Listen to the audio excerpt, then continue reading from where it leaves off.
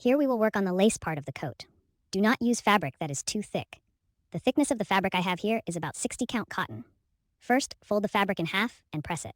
Then we will align this straight edge of the lace with this folded edge. Trace the edge of the curved side. The lines I drew on the fabric here may not be very clear. I have already traced it in this position. This is the red line. Leave 5 millimeters at both ends for sewing. Then the stitching on the right side can be left untrimmed for now. We can finish measuring the pulling thread before trimming. Otherwise, if you have such a narrow strip, it won't be easy to hold when we grab it. Then, on the left and right sides of the stitching line, 2 millimeters in. Pull a pulling thread on each side.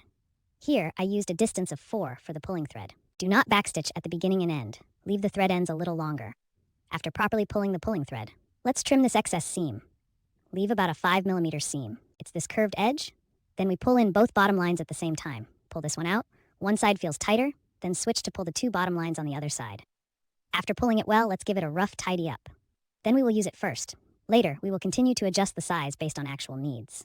So this type of edge requires 2. Repeat the steps to create another one. Now let's work on the collar part of the coat. The fabric for the collar's front, I am using 60s twill fabric. The fabric underneath is this 60s high-quality cotton.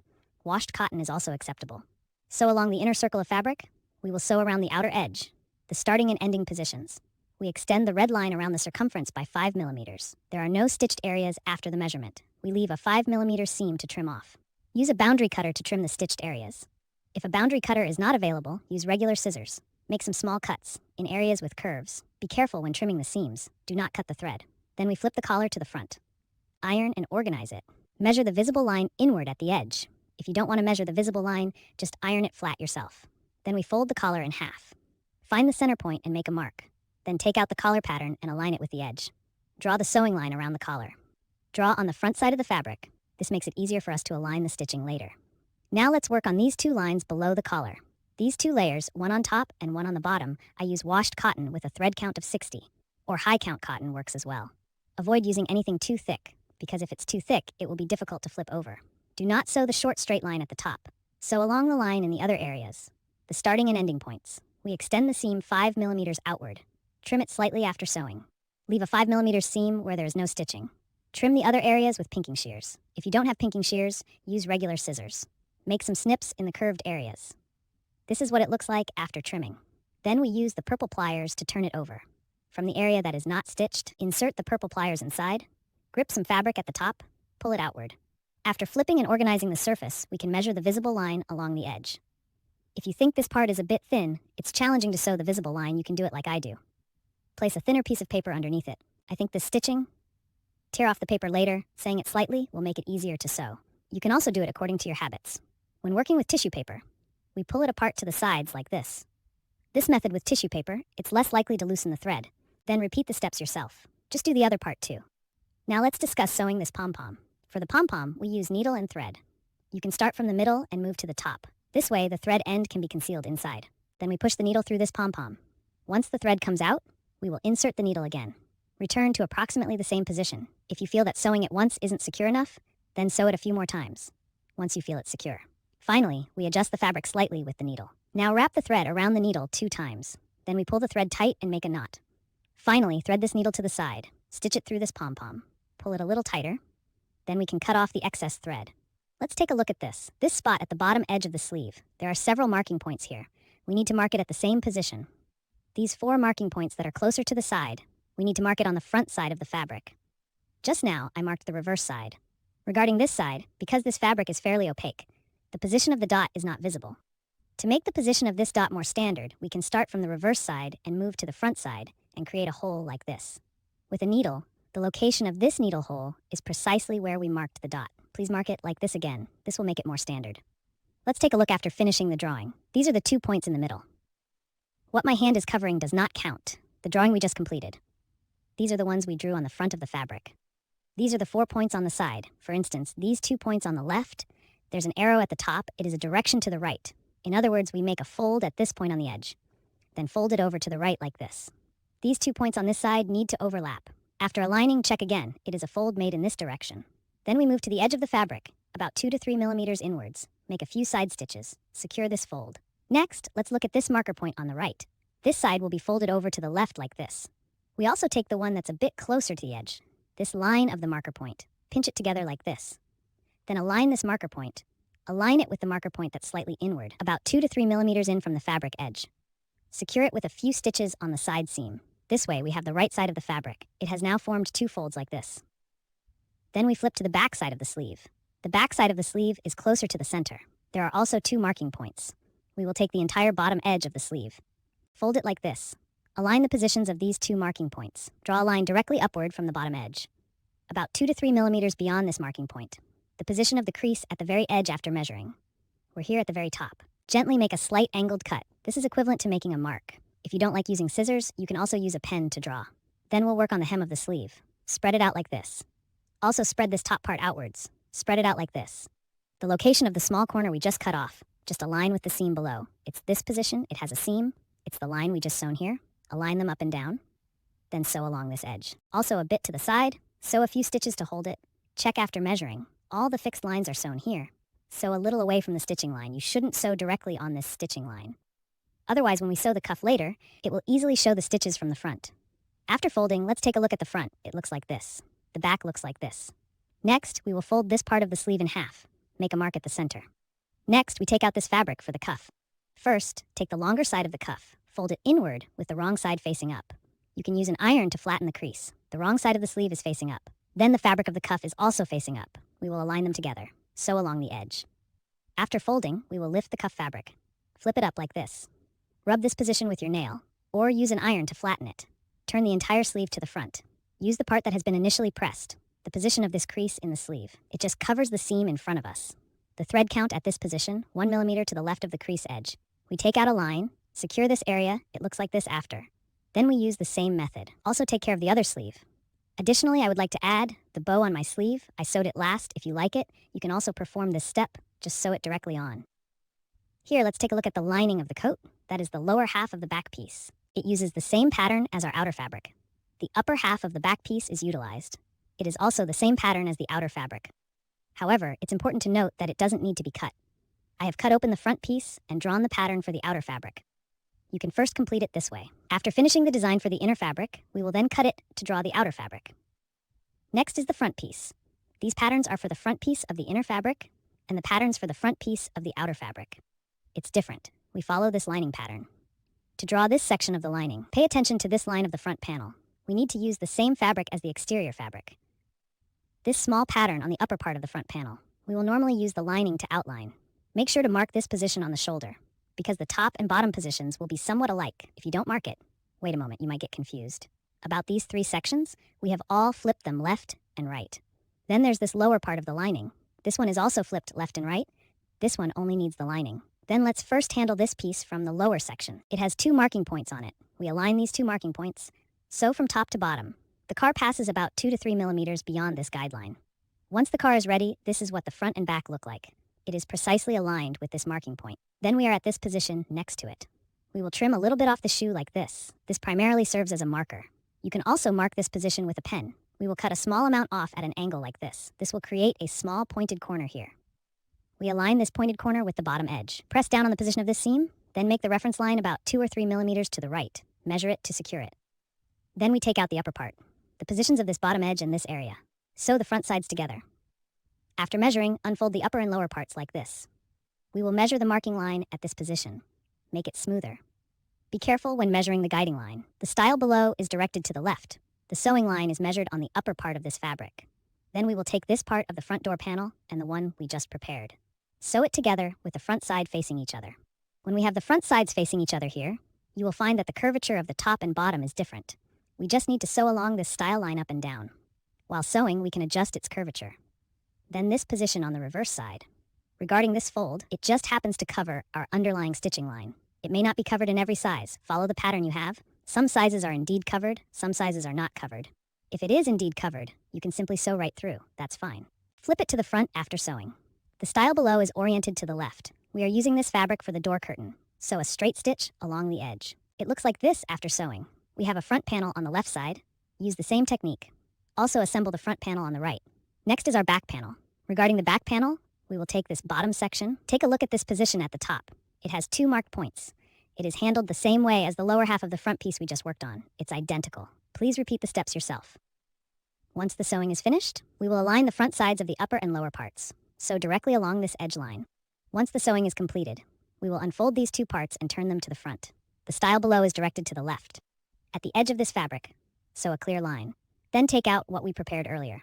The two front pieces on both sides, we align the tip seam position for sewing. Here, all the front sides are facing each other. After sewing is completed, the pointed seams are open to both sides. You can use an iron to iron it.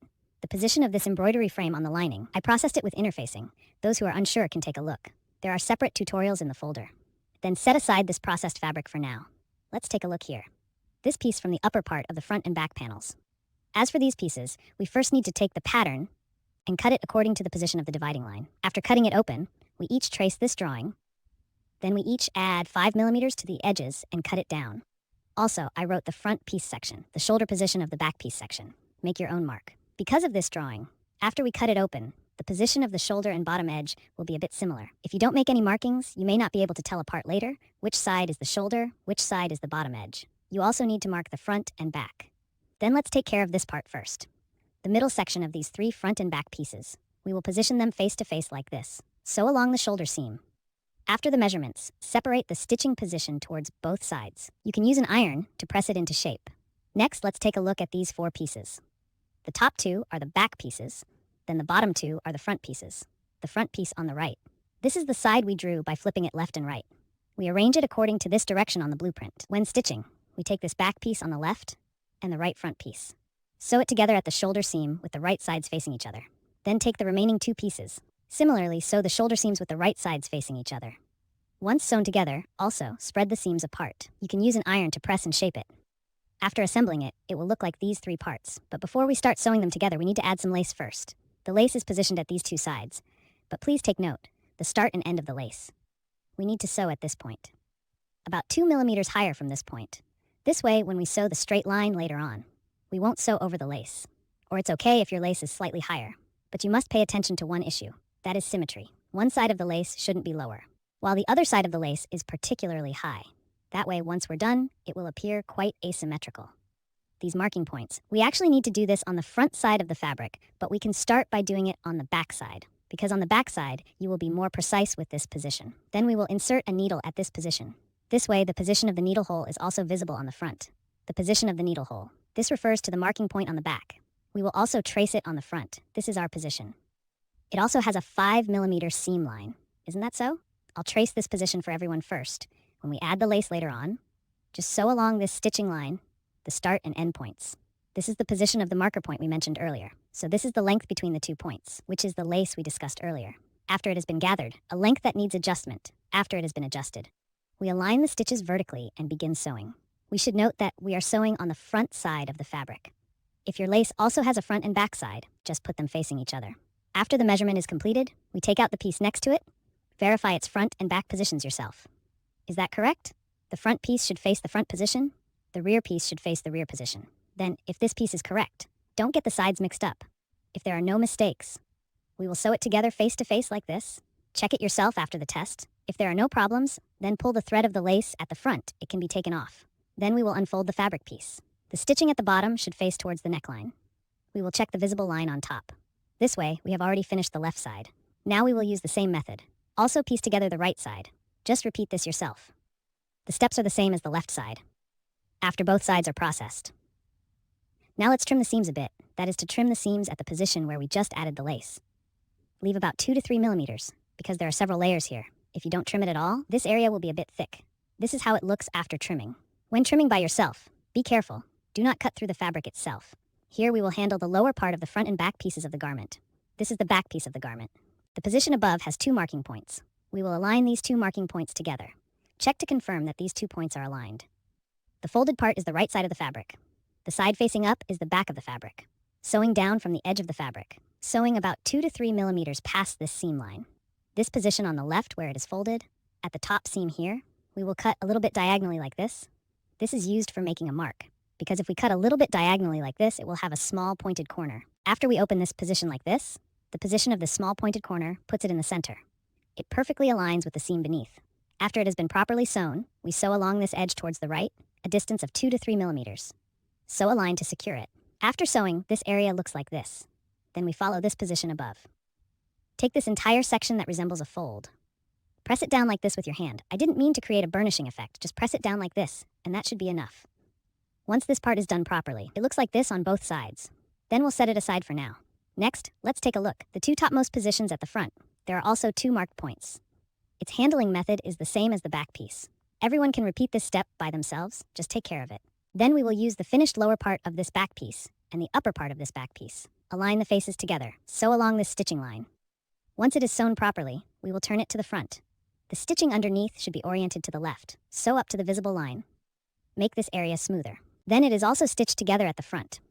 The upper and lower sections of the front piece. After the upper and lower parts of the front are stitched together. This is how it looks. It's also a visible stitch on the inside. The stitch at the bottom is directed to the left. After both visible stitches on the front are finished. Now let's add the sleeves, the location of the sleeve. We are positioned in the middle at the front. A marking point has been created. This is a marking point. Soon, we will align with the position of this pointed seam. The sleeve should be sewn on facing the front. Then there is the curvature of the sleeve and the bottom area. The curvature of the armhole is different. Therefore, we need to sew while making adjustments, while we adjust this curvature.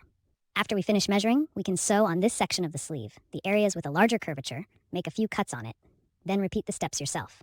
Also finish the sleeve on the other side. After both sleeves are finished, finally, we take the front and back pieces. When fully unfolded, it looks like this. Here we take a look at the neckline position. The stitching line at the very edge is a 5mm seam line. We move 2mm inward. Make a marking point, which is 7mm away from the edge of the fabric. This is the position. We are on the front side of the fabric. Mark the position of this marking point. Then, take out this part of our collar too. The edge position aligns with this marking point. Pay attention to this part of collar too. It is facing up. Then let's pay attention to the angle at which we place it. It's the part that is located lower down. It's exactly at the seam. This position is slightly towards the middle. However, this position, you can also adjust it based on your preferences. In other words, my position looks something like this. Then we will adjust this top position. First, let's remove it. Temporarily secure it, 2 to 3 millimeters from the edge of the fabric. Just take it off. After securing it, let's take another look. It's about this position. Next, we'll work on the other side. The same position. Sew the other piece on too. After both sides are secured, check it yourself. Try to make both sides symmetrical. Next, we will fold the neckline of the back piece in half. Find the center point. Make a mark on the front side. Next, take out our collar, the front part of the collar. Align it with the 5mm seam line. Pay attention to collar 2. It aligns with this 7mm position, so we need to compare it with the collar 2 below. Move forward about 2mm. Align the middle part. This is the marking point we just created. This collar is also facing up. Sew along the top and bottom seam. The collar should look like this when sewn well. Then we take out the lining. The lining and outer fabric are facing each other. Align the front piece with the front piece. Align the back piece with the back piece. The hem of the front piece is located more towards the center. We will begin sewing from this side to here. We need to put a thread in here. Then at this position above, insert another thread. Then we will go around this neckline. At this point, it still forms a right angle. Continue to insert a thread, then continue sewing upward. At this right angle position, also insert a thread in. Then we finish sewing at this position, this final position. It's probably around this hem. A part close to the center is fine. When I sew here, the outer side is facing up, because it's the collar sewn around the neckline. We'll follow along this line of the collar shortly. If the outer side is facing up, it's easier to see where the line gauge is positioned. The positions where it starts and ends, both are located at the hem of this front fabric piece. It should be positioned somewhat towards the middle. When it gets to a right angle, we'll insert a thread in. This way the resulting angle will be straighter. Those who won't be inserting the thread can take a look. Inside our tutorial folder, there are individual videos specifically about inserting the thread. I won't elaborate further. After sewing, confirm there are no issues. We'll address the seat seams at the 4 right angle positions. Trim it at an angle like this. Use lace scissors to trim the seam around the collar. We don't have lace scissors, just use ordinary scissors to make some snips. It looks like this after sewing. Now, we'll put this top fabric aside. Let's set it aside for now. Align the side seams of the front and back pieces of the main fabric. Sew them together. Sew the side seam of the front and back pieces from the bottom up, and the sleeves. This is the corresponding front side. After sewing is done, make a few notches at the underarm. Next, we sew the main fabric to the same position on the other side. After sewing is done, this is the same style position at the bottom. Make a few snips. Next, we will place the front sides of the fabric together. Sew the side seams on both sides. Once the side seams of the fabric and the outer fabric are measured, now let's look at the position of the bottom edge. Now we will open the bottom edge. This is how it looks. These are the front and back pieces of our fabric, facing the front and back pieces of the outer fabric. There is a section in the middle without side seams. We will sew up the section that doesn't have stitching. All the styles encountered during sewing. They are separated to align both vertically and horizontally. Then we take this opening from the lining's adjustment point. Turn the entire garment to the front side. Tidy up and iron the edges and corners. Then we have friends who are good at sewing straight stitches. You can follow along this edge. Measure the straight stitch like I do. Sew a 1 millimeter visible stitch at the neckline. The rest is the opening at the front. Regarding the collar here, I used fusible interfacing for one layer of fabric, and the other layer is this thinner knitted fabric. It's fine if you don't have fusible interfacing. You can use pure cotton fabric with either 60 or 80 threads instead. Try to avoid using stretchy fabric, as both layers can easily deform when sewn together. The difference with using fusible interfacing is that it can be ironed to bond into one layer, making it look smoother. However, from the front, there isn't much of a difference. So if you don't have this and don't want to buy it, it's not a must-have. Another point is that if you usually find that knitting with your regular machine tends to deform easily, since my regular machine knitting is fine and not prone to deformation, I simply grabbed whichever one and drew the pattern on it. If we use fusible interfacing, we place its smooth, non-adhesive side against the front of the knit fabric. If you're using regular pure cotton fabric, place the two pieces right sides together, draw the collar sides facing each other, and sew just the line I sewed in the video. At the beginning and end, extend the sewing length by 5 millimeters outward. After sewing, we check this outer line. Then we cut off the two collars, using lace scissors to trim the stitched areas. For areas without stitching, leave a regular 5 millimeter seam allowance. Those without lace scissors should use regular scissors to make some notches in the curved areas. Flip the cut collar to the front, tidy it up, and iron it flat. Because I used fusible interfacing here, it adheres to form this layer after ironing. Those who enjoy sewing decorative stitches can sew a line around the edges. If you prefer not to sew, that's perfectly fine. You can simply iron it flat. Once we have finished processing both collars the same way, we will align the collar pattern with the edge on the front. Draw the seam line on the front fabric. Now let's work on the sleeves. We need to flip them and draw on both sides. You can mark the thick areas like this. Then, there's a marked point at the top of the sleeve shirt drawing that should also be indicated. This marked point is used to align with the shoulder seam position. Next, let's look at the cuff. It is also made of this knitted fabric. When we draw the diagram, we do so in a vertical orientation, meaning the pattern on top is vertical. In fact, this is almost used as a cuff rib, and the method is the same as that of the cuff rib. I just mean that I didn't use this ribbed fabric here. I used the same fabric as the garments. Then we fold it in half, tucking the underside of the fabric inside and keeping the right side facing up. You can use a steam iron to smooth out the fold, and if you're using a hot pen afterward, you can do it as I do. Just draw this 5 millimeters guideline on one side. The other sleeve cuff should be processed in the same way. Next, we will gather this position at the bottom edge of the sleeve. For the gathering here, I will do a double line gather, reaching the gathering line 2 millimeters to the left and right of this style line. Loosen the line area a bit. I'm using 3.5 here. Don't backstitch at the ends and leave the thread ends longer. After measuring, we will simultaneously pull both bottom lines tight to gather this fold. The length of the gathered bottom edge must be adjusted to match the cuff length. Pay attention to this fold. We will try to center it more closely. Then we will place the processed cuff from the front onto the front of the sleeve. Align and sew directly along the line. After measuring, just flip the cuff down. Then confirm that there is no problem with the front's gathering line. Remove it if everything is fine, and repeat the method to process the other sleeve. For the underlayer, I'm using this single-sided knit, which is somewhat prone to curling. If you don't like rolled edges, you can also get double-sided knit. I find this acceptable, so I'm sticking with this single-sided one. Typically, single-sided knit is a bit thinner, whereas double-sided knit is slightly thicker. The results from different fabrics will definitely vary slightly. Here, we will sew the front and back pieces together at the tip of the seam. After measuring, we will separate the pointed seam to both sides and can use a pressing tool to set the shape. Then we position this part to face upwards. Here we need to place the collar directly over the neckline. The fabric underneath and the collar above are both facing upwards. At the slight collar position on the front piece, we draw a 5 millimeter line down. Align the collar position with the back piece's neckline. Drive forward along the vertical style line and watch when the car reaches the front corner. The ending position aligns perfectly with the point we just marked 5 millimeters down. Let me show you here. The line we just drew is exactly at this position. I will extend it a bit further down here. The collar on the left side is already attached. Here we will pull it down a bit like this. Make the left and right positions of this point align in a relatively straight line. A slight curve is perfectly fine. Now, we will align the other collar like this. We will combine the tips of the two collars at this seam line. At the beginning of this position, we will first secure 2 stitches. Once fixed, we continue to align the upper and lower seam lines for sewing. During the measuring process, be sure to note that the pointed seam below is separated to both sides. After measuring, make a straight inward cut at the center of the collar. This cut is made on the fabric of the front piece. Avoid cutting into the stitching line, but make the slit a little deeper. After cutting the edges, turn it over so that the front is facing up and flip the 2 collars like this. Then we need to measure the marking line at this position on the front and back pieces. The purpose of measuring the line here is to secure the style of the collar. I measured 2 lines. The first line is about 1 millimeter from the edge, and the second line is 2 millimeters from the edge. After measuring, the front looks like this, and the back looks like this. Once we finish making the entire garment, you can press the collar down like this to make it flat. Then we adjust the sleeves at the embroidery frame position, aligning the thick part noted on the sleeves with the back piece. Align the front position marked with the front piece. This is where the front sides join. The middle mark aligns with the shoulder seam. Note that the curvature of the sleeves differs from that of the embroidery frame. So we adjust the position of the seam line while sewing. Adjust the curvature and sew it forward. Continue sewing the other sleeve. Then we unfold the entire garment. Join the front and back pieces together at this position. This is the front side facing each other. We pull up from the bottom edge, then pull all the way to the cuff. Note that the orientation of the fabric at the cuff is facing upwards. Then we make a few cuts in the fabric at the armpit position. Next, we sew the same position on the other side using the same method. After sewing, remember to make a few snips in the armpit area. After measuring, you can flip both sleeves to the right side. Now, let's take a look at the hem position of this entire garment.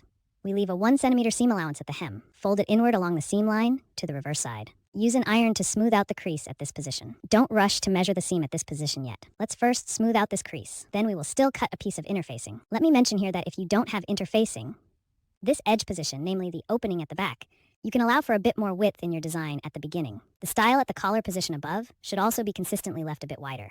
For instance, leave a width of 7 millimeters. It's also acceptable to directly fold it in and stitch it. For example, this piece I have in hand is stitched directly with an inward fold. Adjust the style of the collar's edge, and also the style of the opening in the bottom back section. Always leave a little extra, a direct inward fold. Then it's also acceptable to move the front sewing to secure it to the line. When sewing, we first press the collar down like this. We need to move in 5 millimeters at this position along the style line. Attach this fusible interfacing to it. The front of the garment aligns with the smooth side of the fusible interfacing. Sew down along the 5 millimeter seam line. Note that we need to fold the bottom edge upwards like this. Just fold along the crease we pressed on the front bottom edge. Any excess interfacing beyond this bottom edge can be trimmed off. Then we will fold the interfacing into the reverse side of the fabric like this. Trim the excess fusible interfacing. Leave about a 7 millimeter width. Then press it with an iron. Make the fabric and interfacing stick together. The purpose of this is to finish the edges. If you find it troublesome to express it this way, then retain a bit more of this approach at the start. Fold inwards directly, then simply align the front car, the locations of the 2 openings at the back. After processing it in the same way, we go down from here, then we sew the hem like this. Going up from here, if we stitch 3 positions at once like this, there won't be so many loose threads. Check it out after the car is finished. Of course, it doesn't need to be done in multiple trips. Then there won't be so many loose threads. It will be relatively cleaner. Then we press the collar down like this to smooth it out. Sew a button or Velcro at the back. This setup is complete. Okay. Here we discuss how we usually make clothes. We often encounter certain areas. It has a corner, so how do we deal with these corners? This is how it looks after being turned over. It looks more aesthetically pleasing. The shape of this angle. It doesn't necessarily have to be a right angle. It could also be an acute angle, or it could be an obtuse angle. Let me roughly sketch this out. When we usually encounter this kind of position, its angles and sizes might differ, but we can all use the same method. To work on it a bit, then flip it over. Prepare a sewing thread. This is an ordinary sewing machine. The thread we usually use, the color of this thread, my personal suggestion is to choose a color that contrasts significantly with the fabric. For example, I'm using white fabric here. So you should avoid using white thread because it's easy to confuse it when you flip it over. You might mistake this for a thread end. Pull it off or cut it off. Then when we officially start sewing, you are about to reach this corner. Stop just before it, 1 stitch ahead. After stopping, we open the 2 pieces of fabric, place the thread in the center, pull both ends of the thread tightly back with both hands. At this moment, our needle is pierced through the fabric, so the thread will get caught on the needle. In this state, let's go 1 step further. This step must be precisely at this sharp point. If some of you are not sure about it, this step goes to this point, then manually lift the presser foot. Rotate the hand wheel a bit so that the position of the last stitch is correct. It should just fall on this pointed spot. At this moment, our needle is still in the fabric. Then we tighten both ends of the thread at the same time. Pull it out a little. If we did it correctly, then the thread is already positioned behind the needle. It was originally in front. Now it is at the back. If you pull it outward like this, just pull it out directly. This indicates that there is an issue with your operation. Then we pinch both ends of the line simultaneously. Hide it to the left at the back. Then when we sew again later, we cannot catch this thread end, so you need to decide carefully where to hide it. Then turn this fabric around. Continue to finish sewing the remaining parts. Finally, we need to trim the seam of the seat. The seam of the seat at the right angle. Just trim the shoes a bit. Take care while trimming. This right angle has a line. We must be careful when cutting. Do not cut this line if there are indeed no issues. We can flip it over. You must pay attention when flipping it over. We need to pull both ends of this line tight at the same time. Pull it outward. Pull this right angle out. You must not just pull one end of the line. If you only pull one end of the line, this line can be easily pulled out by you. It must be pulled from both. Here we look at the section of the face sock. First, leave a 1 centimeter seam allowance at the top. Then I made a marking point at the back location. This refers to the position indicated on our blueprint. Here we first sew the 2 fabric pieces together with their front sides facing each other along this line. After properly supporting it, you can make 1 or 2 cuts at the curved areas. Then separate this seam to both sides. We fold inward along the seam line of this waistband. I also marked the seam line of this waistband on the front side of the fabric. At this position, we fold it down to the back side. Next, we need to pay special attention to an issue while sewing. That is, when we sew, we should gently pull the knit towards us. Pull it slightly apart, because if you don't pull it apart at all, the waist's elasticity will be locked in by the stitching thread. We have some patterns in various sizes, and the hip area may be larger. And the waist is quite slim, so when you lift it to the hip area, it will feel somewhat tight. So when we sew in this area, we slightly stretch this knitted fabric apart for sewing. When wearing it, it will be easier to lift up. But don't pull it too much, just a little bit will do. Also about the sewing here, it's about 5 millimeters from the edge. Just wait. This spot is where we thread the elastic band. Once the sewing is finished, we use the reverse tool to thread the elastic band. If you don't have the reverse tool, just use anything else that can thread the elastic band. We pull the elastic band in and sew both ends to secure it. Next, sew a few stitches about 2 to 3 millimeters away from the edge of the fabric. Next, we continue to place the 2 pieces of material facing each other. Now we will sew at this position at the back. After sewing, make 1 or 2 notches in the curved areas. Then we pull the 2 pieces of material apart like this. Sew upwards from this side of the toe, then go down here. The style in the middle needs to be aligned vertically by separating it to both sides.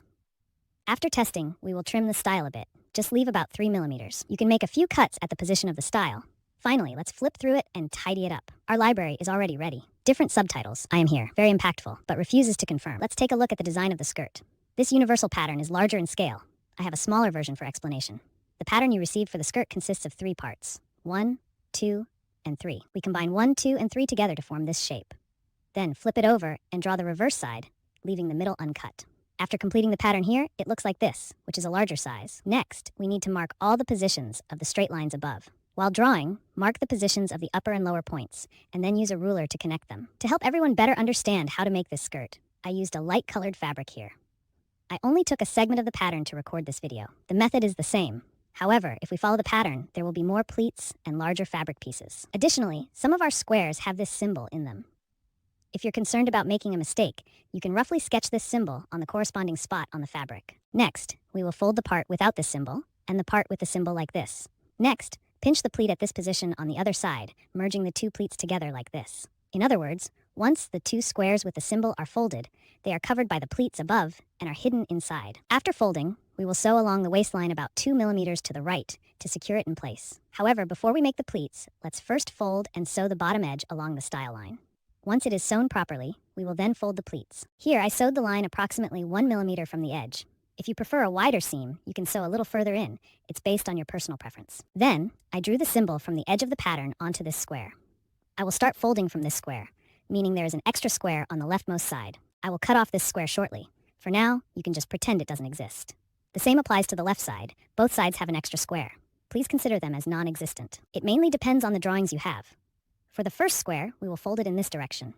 Let's pre-fold the adjacent edge. If you use a water erasable pen, you can directly create the crease. However, since I am using a heat erasable pen, I will scrape it with my nail. We will fold the lines on both sides of all the squares that have no symbols. Let me show you the drawing. These are the squares without symbols on top. We will fold the line segments on both sides directly. For the remaining blank squares, we will also fold the lines on both sides. I'll just sketch it for everyone. Once folded, we can fold the pieces while sewing, which will be quicker. Then we will start from the first square marked on the left and create a fold to cover the symbol underneath. Then we sew a line along the waistline and fix the side seam about 2 to 3 millimeters to the right. Continue to pinch a fold in the opposite direction, and after folding it neatly, secure the front side seam. The final position should be within this fold. Don't sew too far forward. Because the back fold needs to merge with the front fold, there should be no gaps between them. It essentially involves 1 fold forward and 1 fold backward. There are only blank squares. They are on the front side. The other marked squares are folded inside, making them invisible. Then continue folding the next pleat. After finishing the folds, we need to follow this line to properly fold the hem. The fabric I'm using for this demonstration is only enough to make 2 folds. Then let's take a look at our regular skirt, which has many pleats. The way to fold this pleat is the same. You can all fold according to the drawings you have. Then go back to this sample fabric and sew a temporary fixing line at the bottom edge. This makes ironing easier, and it will also help us with the other steps later. This pleat is not easily disturbed. The temporary sutures will eventually be removed, so they may leave small puncture marks. Then we can sew it on the fixing line where we folded the bottom edge in front. This way, when we remove it later, the puncture marks won't be visible. Use the maximum stitch spacing. The larger it is, the easier it will be to remove.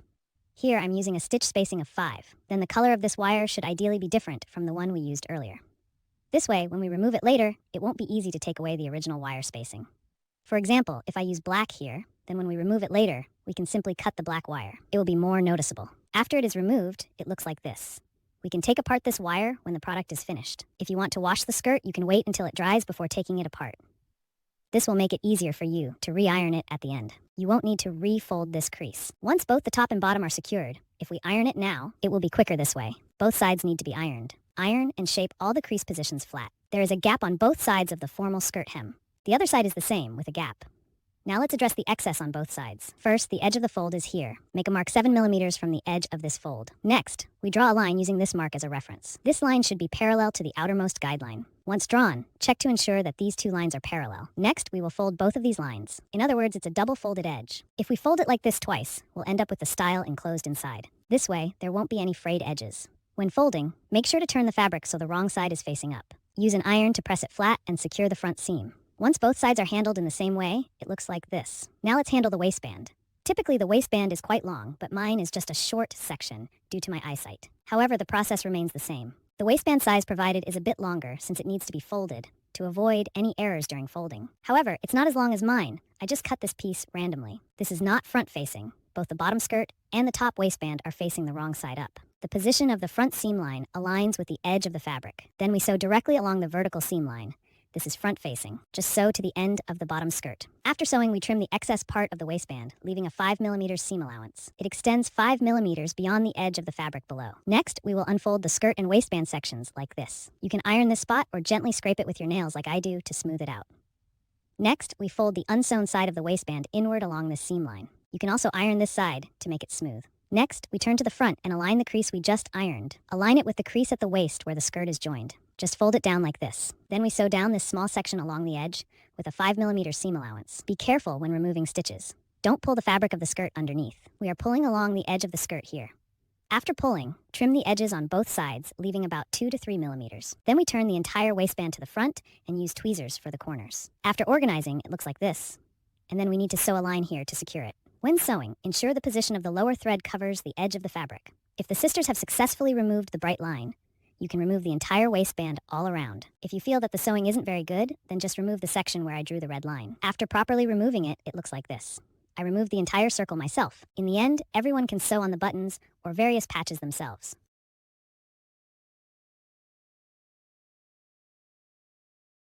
When we lift our sleeves, they are unlined. So here we need to make a slight adjustment to the position of the lining. Sisters with good skills, you can directly fold the fabric inward here. This way, you can fold the seams inward and make some cuts. Advice from beginner sisters. I suggest following my video for guidance. Here, we will cut a piece of thin interfacing and position this area facing the right side. Be aware that one side of the interfacing is adhesive. We will smooth it out. The non-sticky side is defined as the front. If you don't plan to purchase the interfacing, you can directly use a piece of this copper-colored lining fabric. It's the same. The advantage of using interfacing is simply that we can give it a final press after we're done. It allows the interfacing to adhere to the fabric. If they are bonded together, it will surely be smoother and more aesthetically pleasing. After the position is set correctly, we directly sew along the design line of the embroidery frame. After sewing, use pinked scissors to trim the design a bit. If there are no pinked scissors, just use ordinary scissors. Make some notches in the curved areas. Then we will flip this interfacing fabric, turn it to the back side of the lining fabric. You can use a steam iron to press it. You can also scrape it with your nails like I do. If you're using a steam iron for pressing, you must pay attention. Only press this small area of the fold. Don't press too deeply. Just wait for a moment for the excess pressing. We still need to trim this off. After folding it, we mark a line about 1 millimeter from the edge. Draw a clear line. Secure this part. After removing it properly, the excess interfacing on both sides here can be trimmed off. Then turn it over. Leave about 5 millimeters of interfacing. Trim off the excess parts as well. Then we use the gradient die. Die this part slightly. This step, we will see the use of the hot lining. There is still a distinction when using regular fabric, because if it's fusible interfacing, we can press it this way. It is bonded to the fabric underneath. It will be smoother. Finally, after we finish making the entire piece of clothing,